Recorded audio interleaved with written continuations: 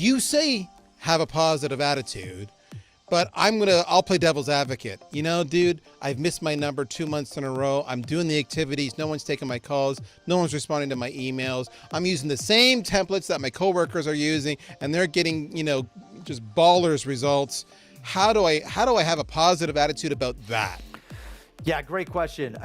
Daryl, I think everyone out there has been there, right? We've all been behind our number. We've all had bad weeks, bad months, bad days. I get stuck at least once a month, right? Like, I'm a multiple 8-figure entrepreneur, $100 million salesperson, #1 best-selling author. Every month I get stuck and depressed, or stuck and just down and out because I've got these massive goals. I'm not achieving the massive goals. And the one way I've figured out how to get unstuck when shit's a shitstorm is by assuming full responsibility for everything good and bad in my life, never playing the victim game, and just taking ownership of every single thing in my life. And what that means, Daryl, is like, hey, if I'm big into working out. I'm whole food, plant powered, vegan, and I've got these aggressive. I want to be the #1 most fit, whole food, world's best plant powered athlete. And every day I'm going up against people who are 10 times more fit than I am. Like, every day I'm way behind, and I step up and I assume responsibility. I'm not eating right. I'm not working out right. I'm not sleeping right. I'm not drinking enough water. Like, when things are bad, you just have to assume responsibility, never play the victim game. So in sales, like when I was selling for IBM, it was my first sales job, my first startup at the age of 18, did $12 million in sales. Then I launched a second startup that lost $4 million in sales, and I went bankrupt, and then I had to get a job and sell for IBM. So like that second startup, I could be like, as an entrepreneur, salesperson, oh, the world is against me. I can't believe this happened to me. It was because I, grew up with a poor family. It was because I didn't get the education at Stanford, all this bullshit, right?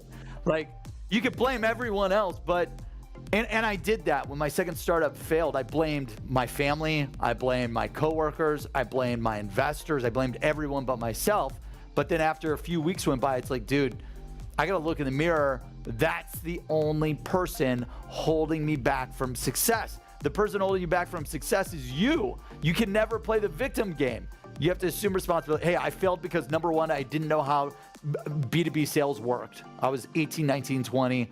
And my second startup was 21, 22, 23 years old. I just didn't know B2B sales, and that was the B2B text messaging software company.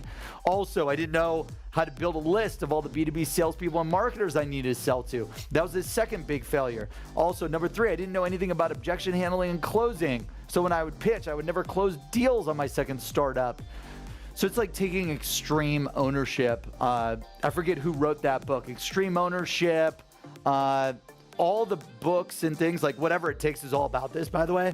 This is all about doing whatever it takes, never playing the victim game, assuming responsibility, and going all out to achieve your success. I just wrote this because of COVID, and I was worried people would underestimate how bad stuff was going to get during the economy collapse of COVID. And I just shared all my habits, my secrets, my strategies there to have that multi-million-dollar mindset. We are hiring here at Seamless.AI. That is right. We have over 850 positions open right now, hundreds of SDRs, hundreds of AEs, 50 engineers across every department in the company. We're hiring nearly 850 positions this year. So if you want to work for Seamless.AI, help the world connect opportunity, apply at Seamless.AI/careers, Seamless.AI/careers, Seamless.AI/careers.